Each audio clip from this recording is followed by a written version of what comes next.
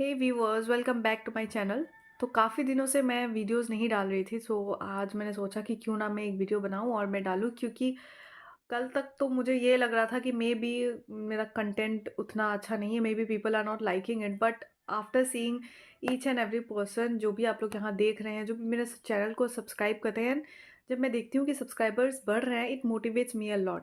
So that's why I thought कि maybe I should continue doing this, because कहीं ना कहीं out of 10 people maybe 2 या 3 लोग तो एटलीस्ट देख ही रहे होंगे, है ना। तो उनके लिए मैं वीडियो कंटिन्यू करना चाहती हूँ। सो इसीलिए मैंने सोचा कि आज एक टॉपिक पर बात करते हैं, और वो टॉपिक है फिक्स लॉ। और फिक्स लॉ आपको ये सेल बायोलॉजी जब आप पढ़ते हैं, जब आप सेल बायोलॉजी में भी प्रिसाइजली जब आप ट्रांसपोर्ट पढ़ते हैं, तब आपको मिलती है ये फिक्स लॉ। ठीक है, Fick's law of diffusion. So Fick's law of diffusion हम क्या करते हैं, ये सेल बायोलॉजी में जब हम ट्रांसपोर्ट पढ़ते हैं कि डिफ्यूजन, ओस्मोसिस एंड एवरीथिंग जब हम पढ़ते हैं, तब हमें ये मिलता है फिक्स लॉ। ठीक है, और ट्रांसपोर्ट में ये आता है which belongs to the topic unit cell biology. Okay, so Fick's law को आज हम डिकोड करने वाले हैं कि फिक्स लॉ का एक जो फॉर्मूला होती है ना। देखिए, मैं वीडियो को ज़्यादा लेंथी नहीं करूँगी, जो चीज़ जितना आपको जानने की ज़रूरत है उतना ही मैं बस बताने वाली हूँ, क्योंकि उससे ज़्यादा जानने की ना आपको ज़रूरत है और ना मुझे एक्सप्लेन करने की ज़रूरत है, because there are some things जो बायोलॉजी में एक हद तक ही अच्छी लगती है आपको। उसमें अगर फिजिक्स केमिस्ट्री अगर बहुत ही ज़्यादा इन डेप्थ में यूज़ कर लोगे, तो फिर या नो डाउट आपका कॉन्सेप्ट क्लियर होगा, लेकिन इट्स टाइम कंज्यूमिंग, और एग्जाम में वैसे इतने डेप्थ में आता भी नहीं है, जहाँ पे फिजिक्स और केमिस्ट्री जो डेप्थ में क्वेश्चंस हो। ठीक है, सो ये एक फॉर्मूला है जिसे हम फिक्स लॉ कहते हैं। फिक्स लॉ कहते हैं। अब इस फिक्स लॉ में आप देखिए, ये तो आपको मिल जाएगी, आपको जब क्वेश्चंस में दिया जाएगा कि फिक्स लॉ इनमें से कौन सा है, कौन सा फॉर्मूला है फिक्स लॉ का, तो आपको ऑप्शंस में दी जाएगी, नीचे कुछ कुछ लिखा होगा, इसी के थोड़ा जुड़वा भाई बहन जैसा कुछ कुछ ऑप्शंस होंगे, है ना, जो सेम दिखते हैं। मीम्स निकलता है ना कि जो सेम दिखते हैं उनमें से कोई एक टिक करना होता है। सो ऐसे आपको ऑप्शंस मिल जाएंगे, तो out of all you have to choose this one, this is the formula for Fick's law. अब जब मैं फिक्स लॉ को एक्सप्लेन करने जाती हूँ, ठीक है, तो फिक्स लॉ को एक्सप्लेन करने जाती हूँ, तो इसका किसका क्या मतलब है। ठीक है, तो जब हम डिफ्यूजन पढ़ते हैं ना, डिफ्यूजन क्या होता है कि किसी एक वाल से कोई सॉल्यूट ऐसे करके जाके ट्रांसफर हो रहा है फ्रॉम हियर टू हियर। ठीक है, फ्रॉम पोजीशन 1 टू पोजीशन 2 कुछ ट्रांसफर हो रहा है थ्रू अ प्लाज्मा मेम्ब्रेन। ठीक है, यहाँ मैं सेल बायोलॉजी का कॉन्टेक्स्ट में बोल रही हूँ। सो ये रहा एक प्लाज्मा मेम्ब्रेन, और इसी के थ्रू कुछ सॉल्यूट्स पास हो रहा है। ठीक है, इसे हमने कहा, इसी से रिलेटेड है ये जो फॉर्मूला है। ठीक है, तो जब हम ये पढ़ने जाते हैं तो इसमें देखते हैं कि यहाँ पे जे दिया गया है, डी दिया गया है, माइनस यहाँ पे दी गया है। माइनस साइन को आप कभी मत भूलिए, यहाँ पे कभी आपको प्लस भी दिया जा सकता है। मैं आपको बताऊंगी कि माइनस साइन क्यों दी गई है। एंड ठीक है, फिर सी दिया गया है एंड देन एक्स दिया गया है। सो अगेन वंस अगेन मैं आपको एक टिप की तरफ से बताती हूँ कि मैंने हमेशा अपने वीडियोज़ में ये कहा है कि आप क्या कर देंगे, while I explain, I request everyone कि आप एक पेन और पेपर या फिर एक नोटबुक और पेन लेके बैठे, because what ever I am explaining ना, आप वो पेन वो लिख के रखें, because towards the end of the video it will help you to connect, since I am not able to provide you my notes in a PDF format. So that's why I request all of you, whosoever is watching this video, kindly take a pen and paper so that it helps you to connect things easily. Okay, conceptual जो चीज़ें होती है ना, उसको connect करने के लिए बहुत ज़रूरी होती है। ओके, सो इसमें आई होप अपनी ये फॉर्मूला अब तक लिख ली होगी। ठीक है, सो जे क्या होता है, डी क्या होता है, डी सी क्या होता है, डी एक्स क्या होता है, ये सब हम अभी बात करने वाले हैं इसके बारे में। ठीक है, तो सबसे पहले हम बात करते वाले हैं जे के बारे में। एक एक कंटेंट को हम पहले इंडिविजुअली स्टडी करेंगे, फिर सबको एक साथ मिक्स करके एक ओवरऑल सा समरी दे देंगे। ठीक है, तो जे को यहाँ पे हमने फ्लक्स माना है। फ्लक्स कंसिडर किया है। अब ये फ्लक्स क्या होता है, देखिए, जब ये रहा, ये प्लाज्मा मेम्ब्रेन हो गया, राइट। प्लाज्मा मेम्ब्रेन में यहाँ पे कुछ लिपिड बाइलेयर्स होते हैं, है कि नहीं, यहाँ पे कुछ लिपिड बाइलेयर्स होते हैं। ओके, सो फ्लक्स का मतलब ये होता है कि किसी एक यूनिट एरिया में ना, किसी एक यूनिट एरिया में, यूनिट टाइम में, किसी एक पर्टिकुलर टाइम में, सपोज 2 मिनट में किसी एक पर्टिकुलर एरिया से कितने सॉल्यूट्स पास हुए हैं। मतलब फॉर एग्जांपल, यहाँ मैंने एक एरिया मान लिए, ये एक लिपिड बाइलेयर है, यहाँ एक पर्टिकुलर एरिया है प्लाज्मा मेम्ब्रेन के। सो यहाँ से, इस पर्टिकुलर एरिया से, जो मैंने अभी यहाँ पे येलो से मार्क किया, इस पर्टिकुलर एरिया से कितने सॉल्यूट्स पास होंगे एक यूनिट टाइम में, मतलब 2 मिनट 3 मिनट या 1 सेकेंड में कितने सॉल्यूट्स पास होंगे उसे हम कहते हैं फ्लक्स। ठीक है। सो फ्लक्स का डेफिनेशन हम ये बोल सकते हैं, द क्रॉस सेक्शनल एरिया और the unit cross sectional area. मैं इसे चलो मैं बता ही देती हूँ, आप लिख रहे होंगे। ठीक है। सो जो अगर मैं इंग्लिश में इसका इसका अगर डेफिनेशन बनाने जाऊँ तो ये होगा कि the passage of solutes through a unit cross sectional area in a unit time is known as flux. ठीक है, इसे हम ऐसे एज ए डेफिनेशन हम कंसिडर कर सकते हैं फ्लक्स का। ठीक है, तो अब मैंने कॉन्सेप्ट आपको समझा दिया कि इस पर्टिकुलर एरिया से किसी यूनिट टाइम में एक टाइम आप कंसिडर करेंगे और उसमें कितने सॉल्यूट्स यहाँ से पास होते हैं उसी को हम कहते हैं फ्लक्स। ठीक है। सो फ्लक्स जे मतलब हमारा पास हो गया फ्लक्स, ये हम समझ गए फ्लक्स क्या होता है। अब उसके बाद आते हैं जो आगे जो फॉर्मूला है -d। यहाँ पे -d बोला गया है। अब -d का मतलब क्या है? ठीक है, यहाँ पे माइनस साइन क्यों दी गई है ये हमें जानना है। यहाँ पे d होता है डिफ्यूजन कोफिशिएंट।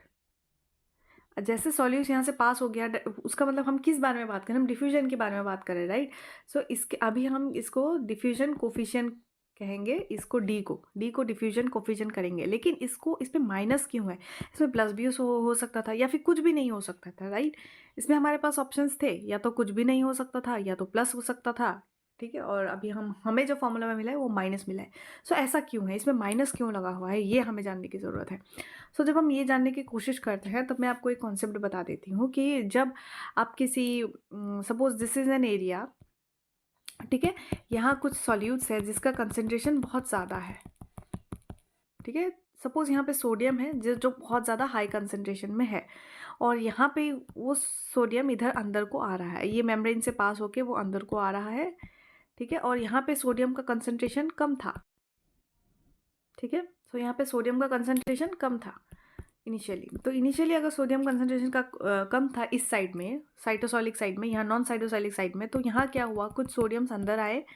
ठीक है, और सोडियम जैसे कि हमें पता है डिफ्यूजन का एक फॉर्म, यहाँ पे एक कॉन्सेप्ट होता है कि कोई भी चीज़, कोई भी सॉल्यूट जब हाई कंसंट्रेशन से, यहाँ हाई कंसंट्रेशन है, हाई कंसंट्रेशन से जब लो कंसंट्रेशन में कोई भी चीज़ें जाती है ना, सो वो चीज़ें वो जो डिफ्यूजन होती है वो बहुत ही ज़्यादा फीजेबल होती है, वो इजीली हो जाती है। ठीक है, सो हम ये चीज़ें ना डेली लाइफ में भी हम इसका एग्जांपल्स देखते हैं। ठीक है, सो जब हाई कंसंट्रेशन से जब लो कंसंट्रेशन में जाती है तो चीज़ें क्या होती है, फीजेबल होती है। फीजेबल होती है दैट मीन्स वो ईजिली ट्रांसफ़र हो जाती है। कुछ चीज़ ज़्यादा है, कुछ चीज़ कम की तरफ वो ईजिली ट्रांसफ़र हो जाती है, और ये चीज़ स्पॉन्टेनियस भी होती है, मतलब वो अपने आप होती है, इसमें कुछ अलग से आपको एनर्जी नहीं देनी पड़ती है, स्पॉन्टेनियस होती है। दैट मीन्स ये इसे हम पैसिव भी कंसिडर करते हैं। अगर आपने ट्रांसपोर्ट पढ़ा होगा तो आपको पता होगा कि इसमें पैसिव टर्म क्यों यूज़ किया गया है। पैसिव टर्म इसलिए किया गया है क्योंकि इसमें हमने कोई एटीपी का इन्वॉल्वमेंट नहीं है, वो हाई कंसंट्रेशन से लो कंसंट्रेशन जाता है, which is very normal condition, उसमें कोई एक्सटर्नल एफर्ट की ज़रूरत नहीं पड़ती है। So this is known as passive transport, और ये चीज़ें बहुत ही ज़्यादा फीजिबल हो जाती है और स्पॉन्टेनियस हो जाती है। अब जब हम थर्मोडाइनमिक्स पढ़ते हैं, यहाँ मैंने एक टर्म यूज़ की स्पॉन्टेनियस। जब हमने थर्मोडाइनमिक्स जब हम पढ़ते हैं तो उसमें पता चलता है कि डेल जी अगर जब नेगेटिव में होती है तो उसे हम क्या कहते हैं, स्पॉन्टेनियस कंसिडर करते हैं। ठीक है, डेल जी अगर नेगेटिव में हो तो स्पॉन्टेनियस मतलब कि वो इजीली फीजिबल, आराम से वो रिएक्शन हो जाएगा। लेकिन अगर डेल जी अगर पॉजिटिव होती है, यही चीज़ अगर क्या होती है, पॉजिटिव होती है, तो दैट मीन्स वो चीज़ें नॉन स्पॉन्टेनियस होती है। दैट मीन्स उसे एक्सटर्नल एफर्ट की ज़रूरत पड़ती है, एक्सटर्नल मेहनत की ज़रूरत पड़ेगी, वो चीज़ नॉन स्पॉन्टेनियस होगी, वो ईजिली फीजिबली नहीं होगा। ठीक है, so that is known as non spontaneous. So ये रहा केस हमारा डेल जी का। निगेटिव मतलब स्पॉन्टेनियस, कोई भी चीज़ जब फीजिबल है वो हमें निगेटिव में ले रहे हैं। तो जैसे कि अभी मैंने कहा कि कुछ चीज़ अगर हाई कंसंट्रेशन से लो कंसंट्रेशन में जा रहा है तो वो स्पॉन्टेनियस है, फीजिबल है, और वो पैसिव कंसिडर किया जाता है। सो सिंस इट्स स्पॉन्टेनियस, तो इसीलिए हमने उसको क्या किया है, डी के आगे एक माइनस साइन यूज़ किया गया है, बिकॉज इट इज़ स्पॉन्टेनियस, इसमें कोई एक्सटर्नल एटीपी या फिर एफर्ट की ज़रूरत नहीं पड़ रही है। ठीक है, माइनस इसीलिए हमने कंसीडर किया है बिकॉज इट इज़ स्पॉन्टेनियस। ठीक है, अब स्पॉन्टेनियस का मतलब क्या हो रहा है यहाँ पे, जैसे मैंने अभी थोड़ी देर पहले आपको एक मेम्ब्रेन बना के बताया था, प्लाज्मा मेम्ब्रेन, और उधर से सॉल्यूट्स कुछ इधर पास हो रहे थे, एक यूनिट एरिया था, इधर से सॉल्यूट्स पास हो रहे थे हाई कंसंट्रेशन से लो कंसंट्रेशन की तरफ। So this is known as this is known as spontaneous reaction, जब हाई से लो की तरफ जा रहा है। तो इसका ऑपोजिट क्या केस हो जाएगा, अल्दो यहाँ पे एक्सप्लेन करने की जरूरत नहीं पड़ती, लेकिन कॉन्सेप्ट गेन करने के लिए मैं आपको बता देती हूँ कि कोई भी सल्यूट्स अगर यहाँ पे लो कंसंट्रेशन में है, सपोज सोडियम इस साइड लो कंसंट्रेशन में है, जब वो एक प्लाज्मा मेम्ब्रेन के थ्रू जब इस साइड से इस साइड लो कंसंट्रेशन से हाई कंसंट्रेशन की तरफ वो जब वो जाएगी, ठीक है, लो कंसंट्रेशन से जब हाई कंसंट्रेशन की तरफ वो जाएगी, तो वो चीज़ को हम क्या कहते हैं, एक्टिव कंडीशन कहते हैं। एक्टिव कंडीशन कहते हैं। और इस चीज़ में जो ट्रांसपोर्ट में है ना, इसमें एटीपी का इन्वॉल्वमेंट होता है, एटीपी की रिक्वायरमेंट होती है, सो इसीलिए हम एक्टिव कहते हैं। और यही कंडीशन नॉन स्पॉन्टेनियस होती है, बिकॉज इट्स नॉट नॉर्मल कि कोई भी चीज़ वो ऑलरेडी उस जगह पे इस पर्टिकुलर एरिया पे ऑलरेडी सोडियम का कंसंट्रेशन कम है, ये खुद डोनेट करने की हालत में नहीं है, लेकिन फिर भी ये अपना जो सोडियम है वो पास कर रहा है मेम्ब्रेन से हाई कंसंट्रेशन की तरफ। So something which is not normal, उसे हम एक्सटर्नल एफर्ट की ज़रूरत पड़ती है, एक्सटर्नल फोर्स की ज़रूरत पड़ती है। तो यहाँ पे हमने उसको क्या किया है, एटीपी के फॉर्म में लिया है, और वो क्या करती है, लो कंसंट्रेशन से हाई कंसंट्रेशन की तरफ ट्रांसफर हो रही है। So this is known as active and this process is not spontaneous, so it is non spontaneous reaction. तो इस कंडीशन में हम क्या करेंगे, डेल जी को हम प्लस लेंगे। सो अगर हमें जो फिक्स लॉ की तरफ से अगर हमें दिखाना पड़ता ना इस कंडीशन को, अगर होता, सपोज बोल रही हूँ ऐसा नहीं है, लेकिन अगर होता, तो J equals to plus D del C and del D, ये वाला हम का फॉर्मूला यूज़ करते, प्लस यूज़ करते। जो माइनस अभी हमने डी देखा ना, माइनस डी, उसके जगह हम क्या करते, प्लस डी यूज़ करते, अगर फिक्स लॉ अगर हम इस फॉर्मूला से लेते तो।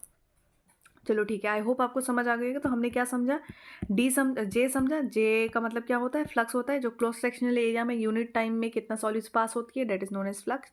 फिर उसके बाद माइनस डी का मतलब समझ गया, डी मतलब डिफ्यूजन कोफिशिएंट, एंड जो नेगेटिव है इसका मतलब होती है कि कोई reaction which is spontaneous, that means which is passive, which doesn't need external effort और एटीपी। ठीक है, सो यहाँ तक हमने समझ ली। और फॉर्मूला क्या था, ये था, एंड उसके बाद क्या था, D C by D X था, ये था, राइट। अब मैं आपको डीसी का बताती हूँ, डीसी का मतलब क्या है। सो डीसी का मतलब, इसमें जो सी है उसको हम बोलते हैं कंसंट्रेशन ग्रेडियंट। ठीक है, कंसंट्रेशन ग्रेडियंट ये टर्म आपको तब समझ आएगा जब अपने ट्रांसपोर्ट टॉपिक पढ़ी होगी। जैसे कि मैंने आपको बताया ना थोड़ी देर पहले, from high concentration to low concentration, from low concentration to high concentration, that is known as concentration gradient. उसकी जो कंसंट्रेशन, सॉल्यूट की कंसंट्रेशन की जो एक ग्रेडियंट बनी हुई है, उसको हम बोलते हैं कंसंट्रेशन ग्रेडियंट। ठीक है, और इसका अगर आपको अगर मैं इसे समझाने जाऊँगी तो इसका अलग से एक एक्सप्लेनेशन बनेगा, तो इसलिए आपको बस इतना समझना है, जैसे थोड़ी देर पहले मैंने आपको कहा था, यहाँ सोडियम का कंसंट्रेशन इस साइड ज़्यादा था, तो वो लो की तरफ जा रहा था, तो वही सेम चीज़ है। सो यहाँ पे सिंस डीसी था और यहाँ पे हमारा निगेटिव डी था, राइट, निगेटिव डी था, तो डेट मीन्स कि समथिंग इज बीइंग पैसिव। तो पैसिव वे में मतलब कि हाई कंसंट्रेशन से लो कंसंट्रेशन कुछ चीज़ जा रही है, उसको हम बोल रहे हैं कंसंट्रेशन ग्रेडियंट। तो डीसी का मतलब होता है concentration gradient. That means flux, जो फ्लक्स था, फ्लक्स उस चीज़ पे, फ्लक्स डिपेंड करेगी, ठीक है, फ्लक्स डिपेंड करेगी कि कोई सल्यूट का मूवमेंट कैसे हो रहा है, उसका डिफ्यूजन कैसा हो रहा है। ठीक है, और उसके बाद उस इस फ्लक्स इस चीज़ पे भी डिपेंड करेगी कि उसका कंसंट्रेशन ग्रेडियंट मतलब कैसा है, high solute to low solute जा रहा है या low solute to high solute जा रहा है। सो इसे हम कहते हैं कंसंट्रेशन ग्रेडियंट। तो इसमें एक और पॉइंट आ रहा है, और ये डी वाला पार्ट तो आपको पता होगा कि इंटीग्रेशन वगैरह कुछ जब हम करते हैं फिजिक्स के टर्म्स में, तो इसमें डी आ जाता है। ठीक है, तो वो इतना डेप्थ में नहीं जाना है, हमें बस ये ध्यान देना है कि किसका क्या मतलब होता है। सो इसमें x यहाँ पे डिस्टेंस कंसीडर किया जाता है। अब x का मतलब डिस्टेंस है, तो डिस्टेंस का मतलब इस पूरे जो फॉर्मूला है उसका, उसमें क्या मीन कर रहा है। तो ये देखिए, ये प्लाज्मा मेम्ब्रेन है, यहाँ मैंने कहा यहाँ लिपिड का एक लेयर है। सो इधर से जब इधर क्रॉस हो रहा है कोई भी सॉल्यूट, तो सॉल्यूट क्रॉस होने की वजह से इधर जो डिस्टेंस ये जो डिस्टेंस ये कवर करता है, उसको हमने यहाँ पे x कंसिडर किया है। ये जो डिस्टेंस कवर कर रहा है उसे हम क्या x कहते हैं। तो यूजुअली क्या होता है, ये जो x है ना, वो बहुत ही ज़्यादा नेग्लिजिबल होती है, क्योंकि हमें पता है ना कि प्लाज्मा मेम्ब्रेन का बहुत ही ज़्यादा थिन, उसकी लेयर जो होती है बहुत ज़्यादा थिन होती है, तो वो ऑलमोस्ट हम क्या करते हैं, x को यूजुअली हम नेग्लिजिबल ही मान लेते हैं। सो ठीक है, तो फ्लक्स किस चीज़ पे डिपेंड कर रही है, फ्लक्स डायरेक्टली प्रोपोर्शनल हो रही है टू कंसंट्रेशन ग्रेडियंट। ठीक है, कंसंट्रेशन मैं क्लियरली लिख देती हूँ। सो फ्लक्स डायरेक्टली डिपेंड कर रही है कंसंट्रेशन ग्रेडियंट पे। ठीक है, और फ्लक्स इन्वर्सली रिलेट हो रही है टुवर्ड्स डिस्टेंस। ठीक है, डिस्टेंस से इन्वर्सली रिएक्ट हो रही है, मतलब रिलेट कर रही है, और डायरेक्टली प्रोपोर्शनल हो रही है टुवर्ड्स द कंसंट्रेशन ग्रेडियंट। अगर हम फ्लक्स को एक और टर्म में अगर हम इसको डिफाइन करने जाएं तो ये भी डायरेक्टली प्रोपोर्शनल होगा towards the diffusion coefficient, right, D. So ये डायरेक्टली प्रोपोर्शनल हुआ टुवर्ड्स डिफ्यूजन कोफिशिएंट। सो ये हो गया हमारा Fick's law. So once again मैं आपको एज ए समरी आपको बता देती हूँ कि फिक्स लॉ क्या कह रहा है। फिक्स लॉ में ये कह रहा है, फिक्स लॉ का एक फॉर्मूला होता है जो इसका मतलब होता है J minus D D C by D X होता है फिक्स लॉ का formula, Fick's law of diffusion. तो इसका मतलब ये होता है, जे का मतलब होता है फ्लक्स। सो फ्लक्स का मतलब क्या होता है कि कोई भी क्रॉस सेक्शनल एरिया से कितना सॉल्यूट्स पास हुआ है in a unit time is known as flux. ठीक है, ये हो गया फ्लक्स के बारे में, मतलब जे के बारे में पता चल गया। माइनस डी मतलब हमारा डिफ्यूजन कोफिशिएंट था, और मैंने आपको बताया था इसके बारे आगे माइनस क्यों लगा हुआ है। माइनस इसलिए लगा हुआ है because it's the reaction is spontaneous and it is passive, so इसमें कोई एक्सटर्नल फोर्स या एटीपी की जरूरत नहीं पड़ी, इसलिए इसमें माइनस लगी हुई है। तो यहाँ पे डीसी का मतलब क्या हो जाता है, डीसी का मतलब होता है कंसंट्रेशन ग्रेडियंट। कंसंट्रेशन ग्रेडियंट का मतलब फ्रॉम हाई टू लो या फिर लो टू हाई, मतलब along द कंसंट्रेशन ग्रेडियंट या फिर along against the concentration gradient, उसे हम कहते हैं कंसंट्रेशन ग्रेडियंट। ठीक है, और इसमें एक और टर्म आ गई है डी एक्स। एक्स का मतलब इसमें हमने क्या किया है, प्लाज्मा मेम्ब्रेन का जो भी थिकनेस है उसको हमने कंसिडर की हुई है, लेंथ नहीं, इसे हम थिकनेस कहेंगे, राइट, थिकनेस कहेंगे। सो अगर since I can see that there is some time left, so I think मैं आपको ये अलॉन्ग द ग्रेडियंट और अगेंस्ट द ग्रेडियंट वाला टर्म ना आपको बता देती हूँ यहाँ पे। जो मैंने यहाँ पे बताया ना, सी का मतलब कंसंट्रेशन ग्रेडियंट होता है, इसका मतलब ये होता है कि अभी मैंने थोड़ी देर पहले आपको कहा, यहाँ एक मेम्ब्रेन है और यहाँ सोडियम का कंसंट्रेशन अगर हाई है, अगर वो लो की तरफ जा रहा है, लो की तरफ जा रहा है, हाई है लो की तरफ जा रहा है, तो वो उसे हम कहेंगे अलोंग द कंसंट्रेशन ग्रेडियंट। मतलब कंसंट्रेशन ग्रेडियंट के साथ साथ जा रहा है, मतलब हाई टू लो, मतलब फेवर में है ये। ठीक है, अलोंग मतलब साथ साथ जा रहा है, जो हाई है उस हाई से लो की तरफ जा रहा है। ठीक है, this is along the concentration. अगर अगर यही इसका ही सिचुएशन, अगर इसका सिचुएशन ओपोजिट होता, ठीक है, इसका सिचुएशन ओपोजिट होता कि सोडियम यहाँ पे कम होता और वो अगर हाई सोडियम कंसंट्रेशन के पास अगर ये ट्रांसफ़र होता, अगर ये हाई कंसंट्रेशन के साइड अगर ये जा रहा होता, ये देखिए अगर ये लो कंसंट्रेशन से अगर ये हाई कंसंट्रेशन की तरफ जा रहा होता, तो फिर हम क्या कहेंगे इसे, अगेंस्ट द कंसंट्रेशन ग्रेडियंट। मतलब समथिंग जो अगेंस्ट द लॉज जा रहा है, मतलब ठीक है। जो यूनिवर्सल में क्या होता है, सबसे ज़्यादा मेजॉरिटी केस में क्या होता है, जब normally without any external force high concentration to low concentration में हमेशा चीज़ें ट्रेवल करने की कोशिश करती है, राइट। लेकिन अगर समथिंग ऐसा कुछ हो रहा है which is against the law, जो अगेंस्ट हो रहा है किसी चीज़ पे, मतलब अपोजिट जा रहा है, तो हम उसे अगेंस्ट कंसिडर करेंगे। So against the concentration gradient. ठीक है, if solute is moving from low concentration to high concentration, then we will consider it as against the concentration gradient. So the concentration gradient जो मैंने आपको यहाँ पे बताया, इसका मतलब ये होता है, इसका मतलब ये होता है, ये जो मैंने अभी आपको दो चीज़ें बताई ना, अगेंस्ट एंड अलॉन्ग, उसका मतलब होता है कंसंट्रेशन ग्रेडियंट। तो in the case of Fick's law हमने क्या देखा, since it was negative, negative मतलब क्या था, नेगेटिव मतलब it was passive, no external force, मतलब कि सब कुछ फेवरेबल है, फीजेबल है, मतलब वो high concentration to low concentration जा रहा है, that means along the concentration gradient. तो यहाँ पे सी को हम कंसिडर कर सकते हैं कि C is along the concentration gradient. ठीक है, सो ऐसे ही करके हमने देखा फिक्स लॉ के बारे में कि फिक्स लॉ क्या बोल रहा है, उसको उसका जो ईच एंड एवरी कंपोनेंट है उसको हमने क्या किया, उसको हमने डिकोड किया कि किसका क्या मतलब बनता है। और अल्दो ये एग्ज़ाम में आपको नहीं पूछेंगे कि डिकोड करो एंड ये सब, लेकिन आपका कॉन्सेप्ट क्लियरेंस के लिए आपको जानने की भी कभी कभी ज़रूरत पड़ जाती है कि क्या इसका क्या मीनिंग होता है।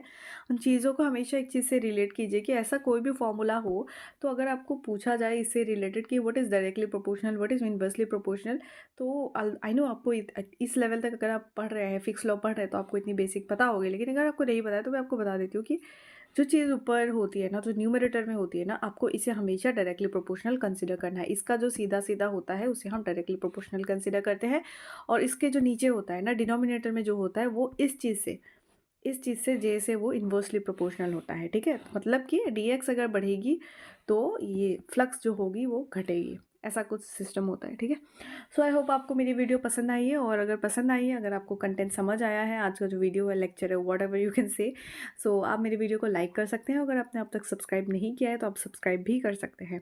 एंड इफ़ यू फील कि there is some other friend जिसको आप चाहते हैं कि दे नीड दिस वीडियो, तो काइंडली आप उन्हें शेयर कर दीजिए। एंड वो मेरे लिए काफ़ी हेल्पफुल रहेगी। And if you have any kind of suggestion आप मुझे कमेंट सेक्शन में बता सकते हैं। आई ट्राई कि मैं अपना बेस्ट सजेशन आपको पो करूँ। So that's all for today. Thank you so much for watching. Have a nice day.